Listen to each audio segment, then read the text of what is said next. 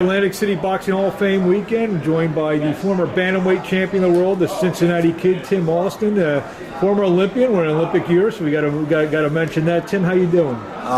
Doing great. So you're here in Atlantic City. I think this was your first time here at the Hall of Fame, if I'm not mistaken. You know, you see some of the old faces from around from back in the day, as they like to say. You know, it's a beautiful thing. It's like a family reunion. You know, it's just like, you know, seeing family you ain't seen in a while. And since the pandemic had came down and separated us all, and it's good to be back around. Just like we was finna fight again. Like we were all about to go fight again. So it's beautiful. It's beautiful. You still keep in touch with what's going on in the game? Well, I stay in touch with some of the local, some of the amateurs, and some of the Olympians that I came to the Olympics with. So we still brief talk. You mentioned some of the locals. Obviously, Cincinnati in the past decade with Broner and Robert Easter, or actually he's from Toledo. Rashid Warren, former Olympian, had a big knockout last week. You know, these guys, you keep in touch with them a little bit?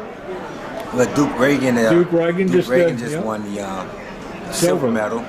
So, you know, them guys getting that experience of being Olympians and turning pro, and they get to live they dream of boxing, and that's what it's all about. I mean, as long as you can continue doing something you love to do and be able to carry it on from the amateurs to professional, I think if you get that opportunity, I think you should do it. Do you I don't have your notes right in front of me. Have you fight in Atlantic City? Any recollections from Atlantic City, or even? I have, if not, probably in my early 90s.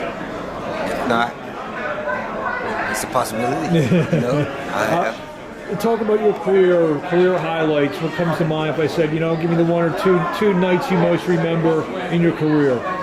Actually, it's winning the title, and most definitely it's like defending it every time. So every time that I had to defend the title, it was a moment for my life. That was stepping in the ring and coming out of the ring and still having the title. So every moment was a blessing. What fighters today, when you know they're fighting, gets you in front of the TV to watch? I mean, I'm checking it out, like all the fighters just about now. So the bantamweights, I'm seeing how I'm still interested in the bantamweight division for some reason. Still in great shape. You know, I ain't got as big or anything like that, so you know you gotta maybe watch out. I'm telling you, I'll be down at 116, 118. So. What do you want, Ray? What do you want to say to fans in closing? Yeah, I know you brought up a lot of great fans. You were in some very exciting fights over the years. What do you want to tell the fans out there? Well, I just want y'all to realize that once a champion is always a champion, and think like a champ, train like a champ, and fight like a champ to become a champ. Bantamweight champion of the world, the Cincinnati Kid, Tim Austin. Thank you for a few minutes of your time, and we look forward to seeing you around.